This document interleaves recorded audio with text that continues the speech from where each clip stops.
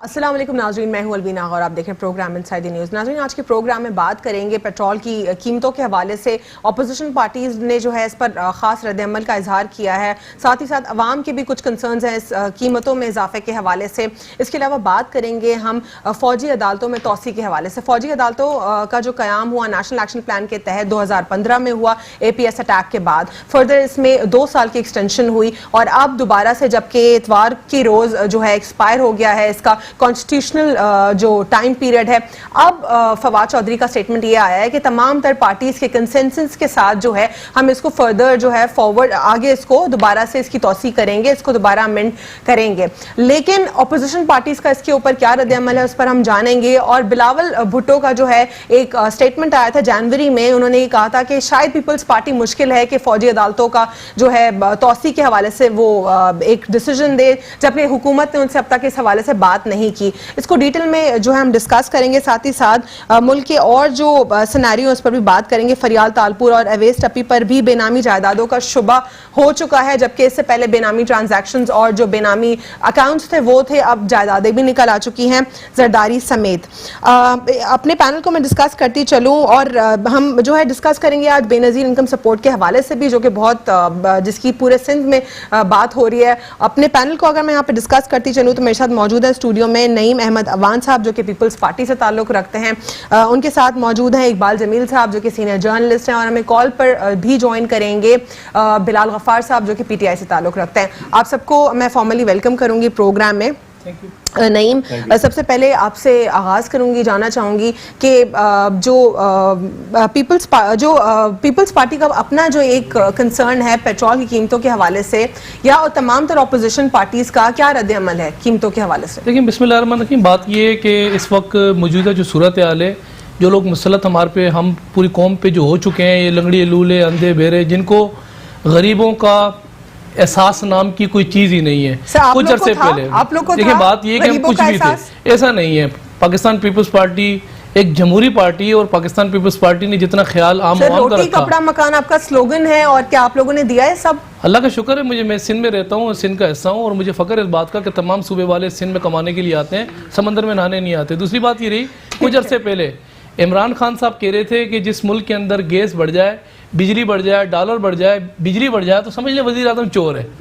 तो बात यह है कि एक बात तो साबित हो गई कि पेट्रोल भी बढ़ गया, गैस भी बढ़ गया, बिजली भी बढ़ गई, और बात यह कि डॉलर भी आसमान पे चला गया। सर, आप कह रहे हैं डॉलर भी आसमान पर चला गया और बिजली भी बढ़ गई और पेट्रोल की कीमतों में भी इजाफा हो गया। मैं आपको एक पुरानी खबर पढ़ के सुनाती हूँ, जो कि जिसमें ये कहा गया है, शेर ने तबाही मचा दी, 3 माह में महंगाई के नए रिकॉर्ड बन गए। मुस्लिम लीग नून की हुकूमत में पेट्रोल 98 से 110 रुपए, CNG 74 से 84 रुपए तक पहुंच गया। डॉलर जो कि 90 दिन के अंदर बिल्कुल ही ऊपर चला गया, और गरीबों के साथ जो कारोबारी हजरात हैं उनको भी बहुत बुरा झटका लगा। बिजली के जो 5 रुपए से बढ़कर बिजली के 12 रुपए तक चली गई, और डॉलर्स जो है 98 रुपए से बढ़कर 104 रुपए पर चले गए। आटा 37 से 46 पर चला गया, जबकि जो GST 1% इजाफा हुआ। GST में 17% जो है इसमें आया है। फीसद 2 रुपए और इजाफा हुआ। फर्दर बाद में इसके मोबाइल पर जो टैक्स लगता है उसमें 17% का इजाफा हुआ, और 17% के इजाफे के बाद 25% इजाफा हो गया। अमन अमान की सूरत हाल जो है ख़राब से ख़राब तर होती गई, और इसके अलावा ड्रोन हमलों में और बेरोजगारी में इजाफा होता चला आया। IMF से लोन पर लोन धड़ल्ले से लेके जाया गया, और अरकान कौमी असम्बली और प्रोविंशियल और नेशनल असम्बली दोनों असम्बलीज में 100% जो है उनकी तनख्वाहों में इजाफा किया गया, जबकि जो गवर्नमेंट ऑफिशियल्स हैं उनके सिर्फ और सिर्फ 10% इजाफा किया गया। ये पुरानी खबर मैंने आपको पूरी एक उसका फर्स्ट पैराग्राफ और हेडलाइन समेत आपको पढ़ के सुनाया है। अब आप क्या कहेंगे? देखिए, ये आप उस दौर की बात करिए जब हमारा एतबार तक तकरीबन 4 सूबों में हमारी जो है वो पार्टी मौजूद थी। बात ये है कि हमें जब यहाँ पर हुकूमत मिली थी ना पाकिस्तान में, जब हमें यहाँ हुकूमत हमारे हाथ में आई थी, तो आपको पता है उस वक्त एक डिक्टेटर जिसने जो हालात इस मुल्क के ख़राब किए थे, सबसे पहले हमारा जो एजेंडा था ना वो आइन की बहाली थी। आइन को बहाल करना था। जब हम आइन को बहाल करने निकले तो पता लगा कि 12 मई के मामला हमारे गले में जो डाल दिए, या जो यहाँ पर बल्दिया टाउन फैक्ट्री के मामला, या जो कोर्ट्स को पूरे चैम्बरों को आग लगा दी। तो आइन को बहाल जब हम करने में लगे तो हमें ये पता लगा कि यहाँ तो ड्रोन भी ऐसे आते हैं जैसे लोग शुभरात के पटाखे पड़ते हैं। तो ड्रोन वाले मामला से जब हम निकले तो मेशत की बात करें, जितने जो चीज़ों की आपने मुझे डिटेल दी है, जो चीज़ें बढ़ी हैं, खुदा के लिए मैं एक बात तो क्लियर कर दूं, अगर 5 साल के अंदर आटा बढ़ा हो तो एक अलग बात है, अगर चीनी बढ़ी हो, गैस बढ़ा हो। 3 महीने के अंदर की रिपोर्ट थी, और जब मुस्लिम लीग नून की हुकूमत आई थी तब शेर से एसोसिएट करके जो वादे किए गए थे उसका ये यहाँ पे पूरा बताया गया था कि 3 महीने में क्या सिनेरियो है। देखिए बात ये है कि मैंने अर्ज ये किया कि जब हमें हुकूमत मिली थी ना, यहाँ पे जब हमारे पास ब्रेक के बाद मैं दोबारा से कंटिन्यू करूंगी और जानूंगी फर्दर इस हवाले से कि आज से पहले जो तमाम तर हुकूमतें आती थी, क्या उनके वादे, उन्होंने अपने जो वादे किए इलेक्शन से पहले, क्या वो पूरे हो पाए? Stay with us on inside the news. Welcome back after short break. नाज़रीन, ब्रेक से कबल मैं सवाल छोड़कर गई थी कि जो तमाम तर पॉलिटिकल पार्टीज इलेक्शन से पहले वादे करती हैं, क्या इलेक्शन के बाद दोबारा वापस वो वादों को पूरा कर पाती हैं? और जहां तक बात रही पेट्रोल की प्राइसेस की, अवाम बेशक जो है बहुत तंग है, तकलीफ में है, स्पेसिफिकली जो मिडिल क्लास है, लोअर क्लास है, उनको बहुत ज़्यादा तकलीफ हो रही है इस हवाले से। लेकिन अगर हम प्रीवियस रिकॉर्ड हम चेक करें, जो प्रीवियस गवर्नमेंट थी PMLN की, उसमें 3 माह के अंदर अंदर जो प्राइसेस थी वो कहाँ चली गई थी, चाहे वो डॉलर की हो, गैस की हो, इलेक्ट्रिसिटी की हो। उसी तरह हर हुकूमत के आने से सिर्फ और सिर्फ इन्फ्लेशन बढ़ता है। मैं जानना चाहूंगी यहाँ पे सीनियर जर्नलिस्ट इकबाल जमील साहब से कि उनका क्या इसके ऊपर व्यू है, क्या वो समझते हैं कि कोई अंदर कोई एक सिस्टमैटिक कोई प्रॉब्लम है जिसको रेक्टिफाई नहीं किया जा रहा, या क्या वजूहात है सर जो कॉन्स्टेंटली ये होता है? देखिए, इस पर्सपेक्टिव में आपको ये देखना पड़ेगा कि बैनुल-अक़वामी मंडियों में जो ऑयल की प्राइस गिरी उसकी वजह क्या थी। एक तो ये बात थी कि जो एक्सपेक्ट कर रही थी दुनिया कि इंडस्ट्रियल ग्रोथ होगी, ना यूरोप में वो हो सकी, ना जापान में हो सकी। जितने बड़े बड़े ममालिक थे जो एक्सपेक्टेड थी, तो ये हुआ कि एकदम ऑयल की प्राइसेस कम हो गई। उसके बाद यूरोप के अंदर और अमेरिका के अंदर फ्यूल एफिशिएंट कार बनाई गई। तो क्या हुआ कि जो पहले 1 लीटर में एक गाड़ी 20 किलोमीटर जाती थी, वो 30 किलोमीटर जाने लगी। तो ऑयल जो थी उसकी प्रोडक्शन बढ़ गई। उसके बाद सऊदी अरबिया और ईरान ने ऑयल की प्रोडक्शन ज़्यादा बढ़ा दी। एक तो ये सिनेरियो था जिसकी वजह से ऑयल की प्राइसेस कम हुई। अभी भी इस जो अप्रैल के महीने से जो बात है, 2% इंटरनेशनली कीमत जो है राइज हुई है, 2% से कुछ कम। इस वक्त पाकिस्तान के अंदर जो आपने बढ़ा दिया वो 6.4%। That is very pathetic, that is very tragic. सबसे बड़ी बात ये है कि डीजल जो 0.4 या 0.45 का जो फिनोमिनन है, इसको भी जरा एक्सप्लेन कीजिए। जो पॉइंट्स में तो हमारी करेंसी एग्जिस्ट ही नहीं कर रही, या वो जो पहले 1 8 आने 4 आने वो थे, ये किधर जाता है सर? एग्जिस्ट नहीं कर रही, लेकिन एक्चुअली इसका मसला ये है कि ये इसकी परसेंटेज ओवरऑल निकाली गई है कि कितना आपने इसका नाम क्या। लेकिन जब चार्ज होता है हमारे ऊपर, तब भी तो इसी तरीके से जाता है ना पॉइंट्स में। जो हम फर्दर आगे हमारे पास एग्जैक्ट जो एक राउंड फिगर है वो तो नहीं होता कि 7 रुपए या 70 रुपए, ऐसा तो चार्ज नहीं होता। स्पेसिफिक करने के लिए लोगों को ये बताया जाता है कि लोगों के जहन में ये सवाल ना हो कि जनाब 6 रुपए बढ़ाए, 5 रुपए बढ़ाए। तो इसको ये भी एक किस्म का मतलब ओगरा का एक गेम है ये भी। इसलिए ओगरा ने कहा था 11% बढ़ाए, वो नहीं बढ़ाई गवर्नमेंट ने, ठीक है। दूसरी बात ये है कि जब डीजल है, ये एग्रीकल्चर सेक्टर सबसे ज़्यादा इस्तेमाल करता है। जब एग्रीकल्चर सेक्टर सबसे ज़्यादा इस्तेमाल करेगा तो आप ये समझ लीजिए कि हर चीज़ की कीमत बढ़ेगी, क्रॉप्स की कीमतें बढ़ जाएंगी। और ये 9 मंथ्स में हाईएस्ट है। पिछले 9 मंथ्स के अंदर ये सबसे ज़्यादा हाईएस्ट इंक्रीज है, 6.45। कैरोसिन ऑयल पे आपने 3% बढ़ाया, आपने इसका नाम क्या हाई स्पीड डीजल पे आपने बढ़ाया। So I think it's not a in a way you can call it's not a popular decision. और नेचुरली लोगों how do you see the previous governments what they have been doing? देखिए apart from इस government की बात कर लें, previous जो बात पीछे हो गई ना उसको आप ऑफशूट को मत लिखिए। ये बताऊं कि सालाना हर महीने 9 लाख गैलन, महीने में 9 लाख गैलन डीजल इस्तेमाल होता है। लाइकवाइज 7 लाख पेट्रोल कंज्यूम होता है जो आम आदमी कंज्यूम करती है। दूसरी बात है कि गवर्नमेंट एक प्रॉब्लम में आ गई है। गवर्नमेंट के ये तक FBR से जो उनको एक्सपेक्टेशन थी, फेडरल ब्यूरो ऑफ रेवेन्यू से टैक्सेस जनरेट कर सकेंगे, वो टैक्सेस जनरेट नहीं कर पाए। अल्टीमेटली उनके पास यही एक सहारा रह गया था कि इसलिए कि पेट्रोल और diesel are the 2 most important बहुत अहम रेवेन्यू जनरेटर फैक्टर है जिसकी वजह से गवर्नमेंट को पैसा मिलता है। तो इस सोर्स से वो जो रिसोर्स रेवेन्यू गैप था वो गवर्नमेंट शायद ये समझ रही है कि इससे we have Bilal Ghaffar from PTI with us on call. उनसे भी जानना चाहूंगी कि वो क्या कहेंगे। अस्सलाम वालेकुम बिलाल गफ्फार साहब, वेलकम टू द शो। जी वालेकुम सलाम, थैंक यू सो मच।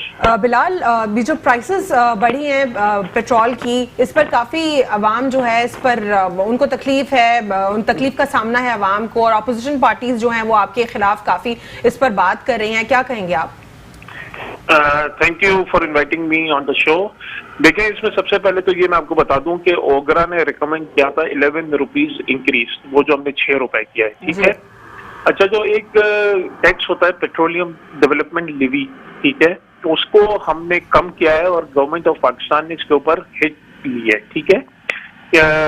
अब आपको मैं एक और थोड़ा सा बता दूं कि सिंस दिसंबर इंटरनेशनल क्रूड प्राइसेस जो हैं वो दिसंबर से 35% बढ़े हैं जब से, और जनवरी टू अप्रैल 2019 तक जो लोकल पेट्रोल प्राइसेस बढ़ी हैं वो सिर्फ 9% और डीजल प्राइसेस सिर्फ 10% बढ़ी है, ठीक है। तो इसका मतलब है कि जो जितना पास ऑन होना था वो नहीं हुआ, और इसका इम्पैक्ट जो है वो गवर्नमेंट ऑफ पाकिस्तान ने लिया है और जो कंज्यूमर्स हैं उनके ऊपर पूरा बोझ नहीं डाला। ऑब्वियसली जो इंटरनेशनल ऑयल प्राइसेस से और डॉलर रुपी पैरिटी से आपका local oil prices directly linked होती हैं, तो एक और चीज है। और दूसरी एक और चीज होती है कि पेट्रोलियम लिवी जो 14 रुपए थी जनवरी 2019 में, वो अभी हमने 8.95 पेट्रोलियम लिवी दे दी है। इसी तरीके से डीजल पे भी हमने पेट्रोलियम डेवलपमेंट लिवी जो है वो भी कम चार्ज कर रहे हैं। तो ओवरऑल हमारी कोशिश यही है कि जो आम आदमी पे ज्यादा बोझ ना पड़े, लेकिन क्योंकि मैं फिर कहूंगा कि डॉलर डिवैल्यू हुआ है और इंटरनेशनल ऑयल प्राइसेस बढ़े हैं, तो हमें कुछ ना कुछ इम्पैक्ट इसका कंज्यूमर्स को पास ऑन करना था। एक और मैं बता दूं कि जब है ना हम 2016 या 2017 में कंपैरिजन की बात करें तो उस वक्त जो जीएसटी एक वक्त पे 52% चला गया था डीजल पे, जो अभी 12-13% है। और जो एवरेज जो आप देख लें कि हमारे जो पिछले एक्सक्यूज मी आपको इंटरप्ट कर रहा हूं मैं, है ना, कितना एवरेज है ना जीएसटी है एज कम्पेयर टू प्रीवियस। देखिए जीएसटी इस वक्त जो है पेट्रोल पे जो है वो 8% है और एचएसडी हाई स्पीड डीजल पे 13% है। तो गवर्नमेंट के रेवेन्यू तो मिल रहा है। बात ये मैं कहना चाह रहा था, एक्सप्लेन करना चाह रहा था कि ये बात है, लेकिन ये एक मेरे ख्याल में गवर्नमेंट के पार्ट पे एक it's a poor decision and it will hit the masses. People will be really, people are still agitated about that matter. और मेरे ख्याल में ये कोई पॉपुलर डिसीजन नहीं है गवर्नमेंट का। ठीक है, इस पर पॉपुलर डिसीजन नहीं है। इकबाल साहब ये कहते हैं, बिलाल गफ्फार, फर्दर अगर मैं दूसरे टॉपिक पर आपसे जानना चाहूँ नेशनल एक्शन प्लान के हवाले से, फौजी अदालतों में तौसी का जो है एक बार फिर से फैसला करने की जो है बातें हो रही हैं। हुकूमत कहती है, फवाद चौधरी साहब का जो है एक स्टेटमेंट आया कि वो फेवर में है फौजी अदालतों की तौसी के हवाले से, जबकि ऑपोजिशन में अगर पीपल्स पार्टी की बात करें तो वो उतना फेवरेबल इस पर उनका स्टेटमेंट नहीं आया। बिलावल ये कहते हैं कि मुल्क में अमनो अमान है, कहीं पे कोई मसला नहीं है और फौजी अदालतों की कोई जरूरत नहीं है। एक तो उनका ये स्टेटमेंट आया, जबकि दूसरा स्टेटमेंट उनका ये पुलवामा इंसिडेंट के बाद आया था कि यहाँ पर बैंड आउटफिट्स को जो है लोग बढ़ा रहे हैं और उनको रोक नहीं रहे और उनको डर लग रहा है, ब्ला ब्ला, इस किस्म की कंट्रोवर्शियल उन्होंने जो है जुमले दिए। तो आप इस पर क्या कहेंगे? लेकिन जब ये नेशनल एक्शन प्लान आया था तो उस वक्त जब ये फाइनलाइज हुआ था तो उसके 20 पॉइंट्स थे जो तमाम पार्टीज ने उस पे एग्री किया था और ये 2014 से इम्प्लीमेंट हो रहा है। बड़ा है ना ये अजीब सा नैरेटिव दिया जा रहा है कि पता नहीं कौन से इंटरनेशनल प्रेशर पे हम ये नैप के जो भी नेशनल एक्शन प्लान है उस पर इम्प्लीमेंट कर रहे हैं।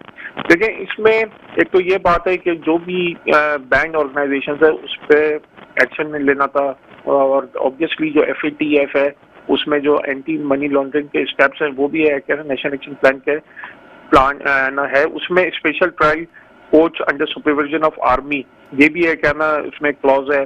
फिर इम्प्लीमेंटेशन ऑफ डेथ सेंटेंसेस हैं जो वो भी जो टेररिज्म के केसेस है वो भी इसमें।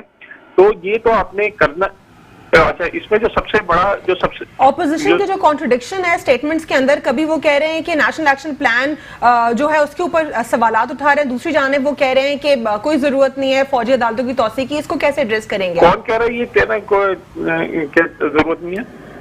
बिलावल का स्टेटमेंट था जनवरी में, उन्होंने कहा था बिलावल साहब के तो डबल स्टैंडर्ड्स आपको पता है, वो मैं हट से थोड़ी बात करता हूँ। पीएसी की जब फेडरल गवर्नमेंट की बात आती है तो कहते हैं फेडरल में पीएसी ऑपोजिशन के पास होनी चाहिए, सिंध में वो ऑपोजिशन को देते नहीं। बहरहाल वो टॉपिक से हम हट जाएंगे, लेकिन इसमें जो नैब का जो सबसे बड़ा जो है उसमें यह है कि इसका हमें जो वायलेंस है, एक्सट्रीमिज्म है, हेट स्पीच है, हेट लिटरेचर है, इन सबको हमें एड्रेस करना है। ठीक है, what's your take on Benazir income support programme? इसके हवाले से काफी ज्यादा सिंध में बातें हो रही हैं, बहुत प्रॉब्लम्स जो है, एक सॉर्ट ऑफ टेंशन क्रिएट हुई हुई है सिंध गवर्नमेंट में, क्या कहेंगे इस पर? देखिए, बेनजीर इनकम सपोर्ट फंड में मसला यह है कि उसमें जो हमने वो जो प्लान है, वो हम तो ये तो नहीं कह रहे कि वो जो प्रोग्राम है वो बुरा प्रोग्राम है, वो प्रोग्राम अच्छा है। उसमें द प्रॉब्लम है कि ये पॉलिटिसाइज हो गया है। जो नैरेटिव ये बयान किया जा रहा है कि जो पीपल्स पार्टी की जो मेंबरशिप लेगा उसी को बेनजीर इनकम सपोर्ट कार्ड मिलेगा। अगर हम इसको जिना सपोर्ट कार्ड या एहसास के नाम से या हम इसको री इंट्रोड्यूस करते हैं, इसमें ट्रांसपेरेंसी लाए, रीसर्वे कर ले, क्योंकि it's a project funded by federal government. तो हम तो इसमें चाहेंगे कि ट्रांसपेरेंसी आए और जो लोग हैं, जो वाकई में जरूरतमंद हैं, जो हकदार लोग हैं, उनको इसकी फैसिलिटी मिले। क्योंकि आपने भी पढ़ा होगा कि अभी भी ना कल न्यूज आई है कि तकरीबन 1.5 लाख CNIC BISP में रजिस्टर्ड हुए हैं जो फेक CNIC पे हुए। इस पर मुझे डिटेल बात करनी है, लेकिन स्टूडियो में मेरे साथ मौजूद है पीपल्स पार्टी के रिप्रेजेंटेटिव और बहुत सारे इश्यूज रिलेटेड है बेनजीर इनकम सपोर्ट प्रोग्राम के साथ। बहुत बहुत शुक्रिया हमारे साथ प्रोग्राम में शिरकत करने के लिए। अल्लाह हाफिज। नईम साहब, दूसरे टॉपिक पर आऊंगी। अब मैं आपसे बात करूंगी नेशनल एक्शन प्लान के हवाले से। जैसे मैंने सवाल किया बिलाल गफ्फार से कि एक कंसर्न है ऑपोजिशन में, सबसे ज़्यादा जो एक क्लियर स्टेटमेंट दिया है पीपल्स पार्टी ने, जनवरी में स्टेटमेंट दिया था और बिलावल ने कहा था कि कोई ज़रूरत नहीं है फौजी अदालतों में तोसी की। इससे पहले एक दफ़ा तोसी हो चुकी थी, जो कॉन्स्टिट्यूशनल टाइम पीरियड था वो 2 साल का था, वो ख़त्म हुआ। और लेकिन उनकी बहुत कॉन्ट्रडिक्शन है स्टेटमेंट में। एक दफ़ा वो कह रहे हैं कि यहाँ पे जो है पल रहे हैं टेररिस्ट और बैन आउटफिट्स, दूसरी तरफ वो कह रहे हैं मुल्क में अमन व अमान की सूरत हाल है, कुछ मसला नहीं है, बिल्कुल सुकून है। तो क्या कहेंगे फौजी अदालतों से आखिर क्या मसला है? देखें, बात यह है कि जिस वक्त ये नेशनल एक्शन प्लान साइन हो रहा था ना, तो हमारे मौजूदा वजीर आज़म उस वक्त जो है वो एम्पायर की उंगली का इंतज़ार कर रहे थे। और बात यह है कि उस वक्त वो पार्लियामेंट पे लांते भेज रहे थे और जो PTV पे हमले कराए तो वो उसके बाद के जो इन्होंने जो हालात क्रिएट किए। देखें, बात पता है क्या है, नेशनल एक्शन प्लान ज़रबियस जो है वो ऑपरेशन या रद्दुल फसाद, ये जो ऑपरेशन जितने चले, बात ये है कि इसकी कोर्ट्स बना दी गई थी और तमाम जितनी भी कोर्ट्स थी वो मौजूद थी जो कि आर्मी के हैंडओवर काम कर रही थी। बात ये है कि दहशतगर्दी के वाक़यात में अगर कमी आई है ना, तो ये खुशान बात है और ये अच्छी बात है। लेकिन बात ये अगर 4 साल के अंदर नेशनल एक्शन प्लान के बाद अदालतें लगने के बावजूद अगर इसमें बेहतरी नहीं आई, तो हम भी मौक़िफ़ हमारा यही है, तो अगले 40 साल तक भी इसके अंदर बेहतरी नहीं आ सकती है। दूसरी बात ये रही कि एक बड़ा इशू ये रहा है कि अदालतों के अंदर अगर आप चली जाएं, हाई कोर्ट में, सुप्रीम कोर्ट में, जो लोग गुमशुदा लोग हैं उनकी जो केसेस लगे हुए हैं, जब थोड़ा प्रेशर आता है तो फिर ये लोग बाहर निकल के आते हैं, पता लगता है कि ये तो फौजी अदालतों के अंदर इनके केसेस जो है वो चल रहे हैं। तो बहरहाल ये है कि एक फौजी अदालतों में केसेस चल रहे हैं और फिर दूसरी जो कोर्ट्स है उसमें भी केसेस चल रहे हैं। देखिए, बात ये डबल प्रोसीडिंग्स हो रही हैं। फौजी अदालतों में अगर कोई केस जाता है ना, तो जिस तरीके से उन्होंने नेब का एक कानून दिया कि 6 माह तक बात ही है, जी मैं ऑन द रिकॉर्ड बात कर रहा हूँ, ऐसा हुआ है सुप्रीम कोर्ट में जो लोग गुमशुदा थे, बिल्कुल प्रूफ्स हैं, ऐसी एप्लीकेशंस लगी हुई हैं, मौजूद है ऐसी दरखास्तें कि सुप्रीम कोर्ट के बहुत सारे लोग ऐसे जो गायब हुए, सुप्रीम कोर्ट में एप्लीकेशन गई और सुप्रीम कोर्ट ने इसमें बकायदा फरमी दी। लेकिन इकबाल जमील साहब से मैं ब्रेक के बाद जानूंगी फौजी अदालतों की तौसीह में आखिर क्या मसला है, इसकी क्या प्रोज एंड कॉन्स हैं, इस पर बात करेंगे वक्फे के बाद। Stay with us on inside the news. Welcome back after break. Break से कबल मैं सवाल छोड़कर गई थी कि क्या फ़ौजी अदालतों की तौसीह एक अच्छा डिसीजन होगा और इसके क्या क्या फ़वाइद थे या क्या हमने इससे हासिल किया। मैं जानूंगी इकबाल जमील साहब से, sir what's your take on that. मतलब सबसे बड़ी बात यह है कि पाकिस्तान की जो अदालतें हैं, सिस्टम है, इतना कम्बरसन है और इतने सारे के लाखों केसेस पड़े हुए हैं, और ख़ास तौर पर मिलिटेंट से निपटने के सिलसिले में मतलब एक बहुत ही स्लो प्रोसेस था।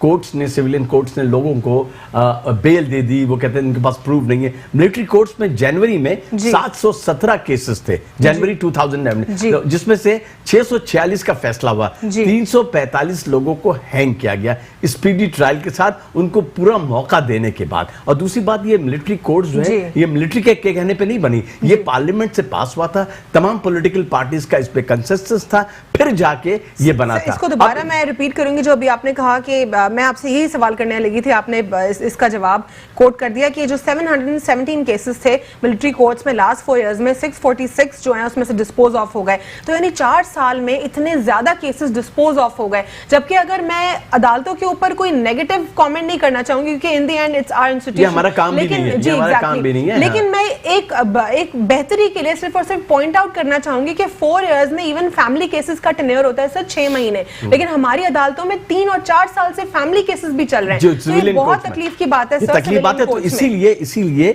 जो ये एक्सटेंशन मानी जा रही है, इसीलिए मानी जा रही है। और ये एक आपको मानना पड़ेगा कि इससे ये हुआ कि पाकिस्तान के अंदर इससे बहरहाल जो एक्ट ऑफ टेररिस्ट थे वो थोड़ा सा कम हुआ है। जब आप लोगों को सजाएं देंगे और जेन्युइन सजाएं देंगे, कोर्ट के अंदर प्रूफ करने के बाद सजाएं देंगे, तो यही होगा। यहाँ ये होता है चोरी के एक मुकदमे में पड़ने वाला आदमी जो है वो सालों साल, मतलब अगर उसकी सजा जो है 3 महीने की तो वो 4 साल रहता है। तो मिलिट्री कोर्ट्स के अंदर ये है। अभी मुझे ये शाहिद खाकान अब्बासी साहब ने थोड़ी देर पहले यही कहा है कि जनाब हमें गवर्नमेंट ये बताए कि क्यों जरूरी है। तो गवर्नमेंट को चाहिए बताए कि भाई ये जरूरी है। और मेरे ख्याल में जब पहले कंसेंसस हो सकता है पॉलिटिकल पार्टीज के अंदर, तो अब भी कंसेंसस हो सकता है। एक अच्छी चीज को अगर आगे आप लेके जाएं तो इसमें कोई हर्ज नहीं है, मेरा अपना जाती ख्याल है। जी ठीक है। जिस तरह इकबाल साहब कह रहे हैं कि केसेस का रेशो भी बता दिया कि 4 साल में इतने ज्यादा केसेस डिस्पोज ऑफ हो गए, और जो जेन्युइन लोग हैं जो जिनको सजा देनी चाहिए थी उनको सजा दे दी गई, वाइंड अप हो गए सिविलियन कोर्ट्स में, जबकि बहुत लंबा ट्रायल होता है इसी चक्कर में कि किसी मासूम को जो है सजा ना हो जाए। वो एक डिफरेंट पर्सपेक्टिव है। फिर आप लोग क्यों फौजी अदालतों के लिए आपका एक स्टांस क्लियर नहीं है, आप नहीं चाह रहे कि ये हो? देखिए ऐसा नहीं है, पहले भी हम तमाम जमातें बैठी थी और इस पे एक एजेंडे पे एक साइन हुआ था। नेशनल एक्शन प्लान में ये क्राइटेरिया तय हो गया था।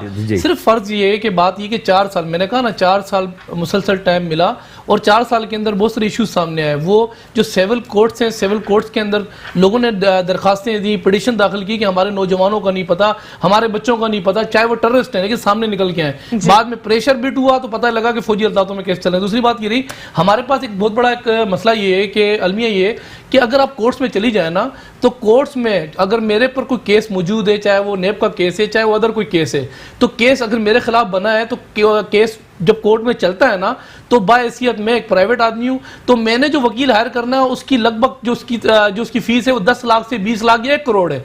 लेकिन जो प्रोसिक्यूटर होता है, आप ये समझे कि 50 फाइलें, 50 फाइलें नहीं, ऐसा नहीं है, 50 फाइलें। देखें ना, बात ये है कि 50 फाइलें जो प्रोसिक्यूटर होता है बेचारा वो कोर्ट में सुबह लेके जाता है, जब वो फाइलें रखता है उसको 50 केसेस को डील करना होता है। लेकिन वो आदमी जो केस लाजमी जिसके खिलाफ केस हुआ है, वो जब प्रेजेंट कर रहा होता है 1 करोड़ पे अपनी फीस देके, सबसे पहले तो ये प्रोसिक्यूटर जो मौजूद है कोर्ट के अंदर, इनको कम से कम टीए डीए इनकी सैलरीज इंक्रीज की जाए ताकि जस्टिस इंसाफ लोगों को मिल सके। मेन जो इस वक्त जो इश्यूज आ रहे हैं, रिहाई क्यों मिल जाती है कोर्ट से, उसकी वजह ये जनवरी में जो बिलावल ने स्टेटमेंट दिया था कि हम क्लियर नहीं है, कि हम पता नहीं तौसी के लिए जाएंगे, हम साथ हमारा कंसेंसस होगा या नहीं होगा, ये स्टेटमेंट जनवरी का था। फिर फर्दर फरवरी और मार्च में उन्होंने काफी कंट्रोवर्शियल गुफ्तगू की, जो कि इंटरनेशनल मीडिया, भारतीय मीडिया के ऊपर काफी खुशी से दिखाया गया। तो उस पर फिर ये कॉन्ट्रडिक्शन आ रही है, इस पर आप क्या कहना चाहेंगे? देखिए बात ये है कि खाली पाकिस्तान पीपल्स पार्टी तो इस पाकिस्तान की जमात नहीं है, इधर दीगर जमात भी, दीगर जमातें मौजूद हैं। मसला ये कि हम लोग इस वक्त ओपोजिशन के अंदर मौजूद हैं। मौजूदा गवर्नमेंट का काम है तमाम ओपोजिशन पार्टीज को एक प्लेटफॉर्म पे लेकर आए, एपीसी बुलाएं।